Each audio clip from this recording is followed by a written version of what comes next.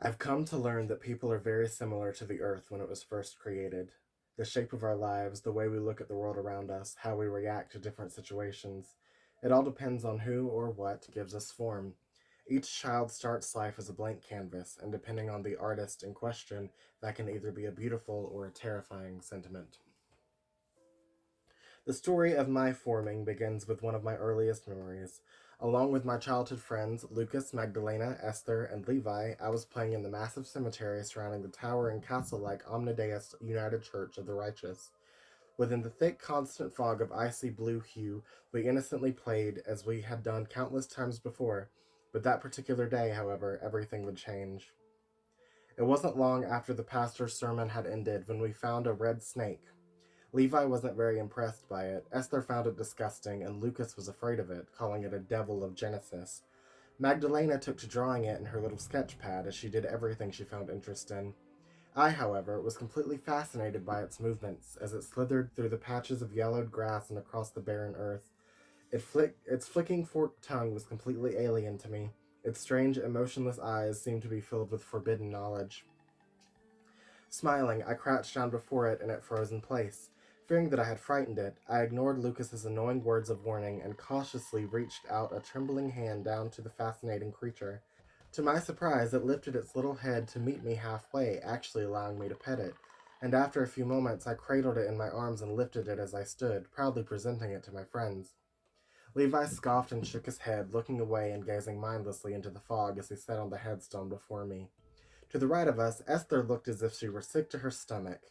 Next to her, Magdalena sat, focusing intensely on her artwork, flashing concentrated glances at the snake every few moments. Behind and between them stood Lucas, praying desperately, tears streaming down his closed eyes as he clutched his pretty doll to his chest. I forgot my friend. How could I have forgotten my friend? Alright, let's continue.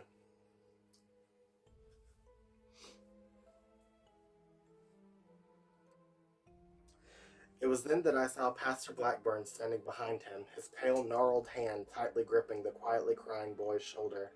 Towering over all of us, he glared down at me with those dark, sunken-in eyes, full of fiery wrath and judgment, and in his sickly voice he said to me, "Those creatures are evil. They belong to and in the darkness, and they are only attracted to those weak enough to corrupt." I was only about 4 years old when I heard those words, but as young as I was, even then, I thought they rang hollow with untruthfulness, because of the teachings of his very church. Miss Mary taught us that God created all animals, I protested, picturing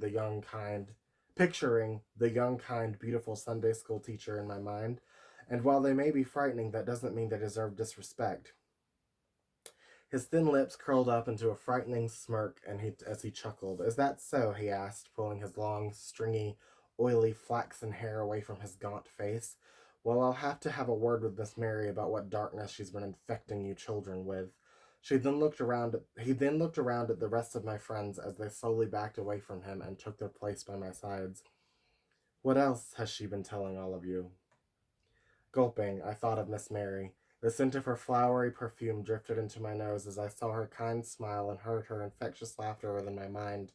I could picture the happy, colorful drawings we all made for her covering the walls of her classroom. Of course, Magdalena's were always the most detailed and realistic, but Miss Mary never chose favorites. She found them all to be equally as beautiful. Pastor Blackburn didn't wait for an answer. Much to my surprise, he had revealed a large, ornate knife in his other hand. Still gripping onto Lucas's shoulder, he reached the cross-shaped blade toward me. "Now, destroy it. Sever the head from the body," he coldly commanded. "This creature may just be a blessing in disguise, a lesson you can learn." A chill shot down my spine. Hearing the audible sounds of Esther's disgust, I defiantly stomped my foot into the ground. Before I knew it, I had screamed the word "no" at the top of my lungs, and black fear immediately drowned my heart. Blackburn's grin faded at once as he released his hold on Lucas. His tall, thin, hunched-over body slowly approached, casting a huge shadow over me, Esther, Levi, Magdalena, and my new serpent companion. "Joshua, I realize that you are still young and inexperienced," he slowly breathed through his clenched, overlapping yellowed teeth. But you should know now but you should know by now exactly what happens to little boys who disobey their elders. God doesn't love insolent children." I gulped. My fury was suddenly replaced with fear. Images of hellfire dancing around me flashed throughout my mind. I could hear the tormented shrieks of the souls of the damned clawing at my ears, feel my flesh burning and my eyes melting into my skull, and behind all this was Lucas's desperate prayers, pleading with God to forgive me of my sins. Seeing the color leave my face as I began to tremble, the pastor was pleased. He stepped forward once again and shot his hand toward mine, grabbing it in the process and roughly jerking me toward him. This sent the serpent scurrying at my arm and shoulder in fright, but thankfully it did not bite me. My friends all scattered into the fog. I didn't blame them. By this point, even at such young ages, we all knew too well the consequences of angering Pastor Blackburn. In silence, the pastor placed the cold steel blade onto my palm and tightly wrapped my fingers around it. He then began to squeeze my tiny balled fist within his own, forcing my flesh against the edges of the blade. As it began to cut, he told me that this was only a fraction of the fraction of pain I would endure in damnation. And then, with a wide, mad grin on his terrifying face, he jerked the blade from my grasp, slicing through my skin in a dark moment of pure horror and agony. Screaming, I collapsed onto my knees before him.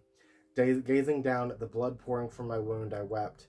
Pastor Blackburn's loud, maddening cackles filled the air, but my ear was taken by a quiet, subdued whisper, the whisper of the snake between licks of my ear as it lied stretched across my shoulders. Do not fear him, child. Just then, before I had the time to react, Lucas ran up and pushed Pastor Blackburn over. He collapsed onto a grave beside of me as the bloody knife fell to the ground, easily stabbing into the earth below. My crying eyes shot from the pastor to Lucas, who immediately told me to run away. Gasping, I hopped onto my feet and turned around, carefully cradling the precious animal in my arms. Hearing Blackburn's growing rage behind me as he recuperated, I took off back toward the church. My feet stomped over the grave, sending dry dirt and dying grass flying into the air behind me as I prayed for forgiveness. As I ran toward the ancient church, I looked up at it. Built with dark, mossy stone and painted black planks of wood, it truly towered over everything, even the tallest of the ancient trees of the deadwood that surrounded the village. The large silver steeple that sprouted from the bell tower atop the back of the arched roof was so high up that it was usually hidden within the clouds. Along both sides of the massive building were beautiful and exquisitely detailed stained glass windows depicting the 12 disciples of Jesus. Usually, they were glowing from the light within, illuminating the ever-present fog around the church. By the time I made it back inside the menacingly tall walls, I was crying uncontrollably. I ran through the massive open sanctuary, heading down the middle path between the countless pews, heading toward the pulpit, its stone altar, and Pastor Blackburn's wooden podium. I hid beneath one of the front pews within the massive sanctuary and released the serpent onto the cold, black-painted hardwood floor. It left a winding trail of my own blood in its wake as it slithered away to hide in the shadows, and as I watched as it disappeared, I tried my best to calm myself down. Within a few moments, I became distracted by the gigantic statue of Jesus on the cross at the end of the room behind the pulpit. It was illuminated and somewhat silhouetted by the light from yet another stained glass window behind it, one that depicted a blue, sunlit, cloud-filled sky that represented heaven. Horrifically detailed with gore and blood, the statue itself hanged over the baptism pool between the two large alcoves where the choir gathered to sing.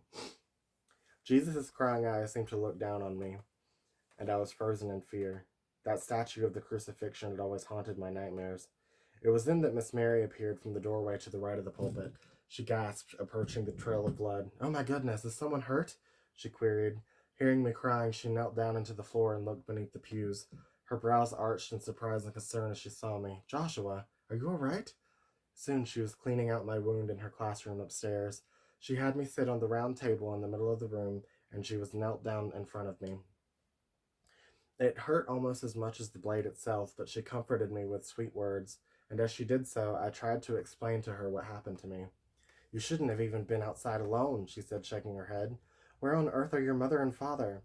"I said I was with my friends," I whined. Rolling my eyes, I shrugged my shoulders and looked away. "Mother and father left right after Pastor Blackburn's sermon." She scoffed, obviously angry with my parents, but I could tell that for my own sake she was holding back on telling me how she really felt about them. "All of you children are too young to be out there in the fog, together or alone," she continued, finally wrapping up my hand with a bandage. And you know how disrespecting the pastor is, and you know disrespecting the pastor is wrong. He's dangerous when he's angry. She stared downwards and grew so quiet, almost trying to gather her thoughts. Almost as if trying to gather her thoughts. I grew silent but nodded. Watching her continue to finish up, I became sad, however. My thoughts had ventured elsewhere. Miss Mary, I asked. After placing the medical supplies back onto the table before her, she glanced back at me, arching her brows. Yes, Joshua? Her ocean eyes were glimmering in the light of the flickering candles that filled her classroom. I wish you were my mother. With that, I leaped over the table and dove into her arms. Tears were already streaming down my face as she wrapped herself around me. She giggled a bit. But then who would be your Sunday school teacher? She asked playfully. It seemed as though she was holding herself back from acknowledging the very real issues at hand, but after a few moments I realized she was softly crying as well. Strangely, I went unpunished for it all, as Blackburn never mentioned it again. I had a sneaking suspicion that Miss Mary had something to do with that. She never more mentioned animals in her teachings, however, and a few months later she vanished for about a year. That would be the first in many mysterious disappearances for her, one the adults would call missions. Miss Mary had become our first and only missionary, which raised a number of unanswered questions for me at the time. I didn't see Lucas for quite a long time after that either.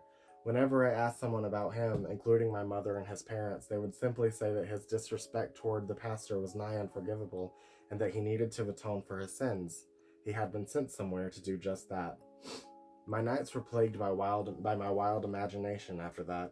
What sort of horrible place had they sent him to? How was he to atone? Was it painful? I dared not ask. When he finally returned to Sunday school a few years later, he was completely silent, even when spoken to directly. He had grown eerily thin, as if he had been starving to death, and seemed completely exhausted. Though he looked to be completely clean, a strange, gut-wrenching stench seemed to radiate out of his flesh. His skin was now a ghostly white and unnervingly thin, so that bluish-black veins could be seen pulsating just underneath it. These could be seen on every part of him that his little suit did not cover. His once bright brown eyes were now dull and listless, retreating into his skull as they gazed off into nothingness, slowly blinking, and that once bright blonde hair was now flaxen, grayed, and thinning. The strange thing was, no one mentioned his appearance. No one tried to speak to him like I did, not even Miss Mary. Magdalena was silently drawing him as she ignored our teacher's words, as usual, capturing his eerily dead stare with perfect accuracy. Esther seemed absolutely terrified of him, refusing to even look in his direction with her widened eyes, though she did give me some questionable looks when I tried to get him to communicate. And Levi tried to act as if nothing was wrong, but that in itself seemed incredibly strange. During Mary's teachings, I watched Lucas in silence, her words muffled as they hit my ears. He was ignoring Magdalena's current project, but staring at the drawings on the walls, specifically the newer ones we had made within his absence. His eyes were hollow, devoid of life and light, and it didn't even appear as though he were breathing. In every manner, Lucas resembled a corpse. Soon, Pastor Blackburn began his sermon, which sounded just as venomous and full of vitriol as usual. It was about having to fulfill certain duties as God's children. The examples he gave were for women to be subservient to their men, for men and women to be fruitful and multiply the earth, and for children to honor their fathers and mothers. He expounded on that last one to include adults in general, however, saying that it was not a child's place to question, but to happily and eagerly obey, and any and all refusal was to disrespect God himself. One may as well sign over their soul to Lucifer, he screeched. It wasn't uncommon for the pastor's sermons to target certain individuals of the congregation. Usually it wasn't obvious to anyone but the intended, however. This angry rant was clearly about Lucas, as well as my friends and I.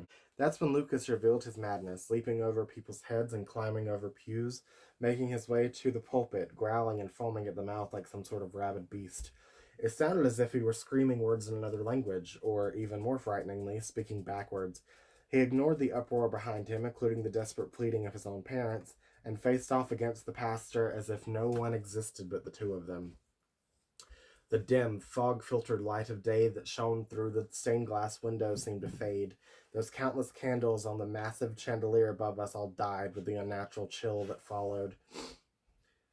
And the air around me grew strangely thick and heavy, making it somewhat hard to breathe, and I was horrified. This was exactly like one of my many nightmares come to life. Pastor Blackburn's sword was his crucifix, his shield the Holy Bible as he went to battle with the boy's darkness.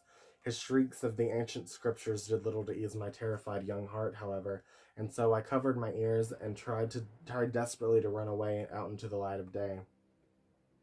My mother violently gripped me, however, holding me still on her lap. She kept my blue eyes wide open with her fingers as my father forced my hands to my sides as he sat beside her. Giggling sadistically, they held me there, both determined that I watch the torture that was about to take place. Honor thy father and mother. But my parents had never acted like a father and a mother. Even when I was a child, they ignored me. And when I was horrified of something, like this very moment, they made me witness it until my screams burned my throat and my tears ran dry. And if my cries were heard in public, once I got home, they would take turns beating me with my father's belt until my behind was covered in blue bruises and bleeding gashes. Spare the rod, spoil the child, after all.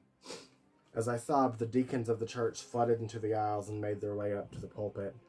There they held Lucas in place as he continued to speak backwards, his voice unnaturally deep and rough, spit flying out of his mouth in every direction. This reminded me of the day that he was baptized. He was terrified, but they held him under the water much like this. He fought just as much then, splashing about violently with his arms and legs.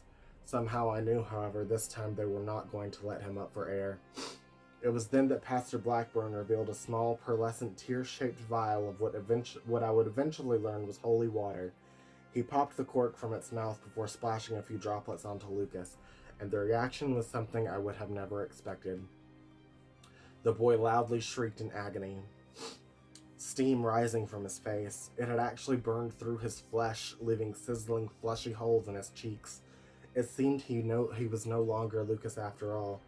In the name of Jesus the Christ, you will leave this boy, foul demon, Blackburn shrieked, firmly pressing the iron crucifix to Lucas's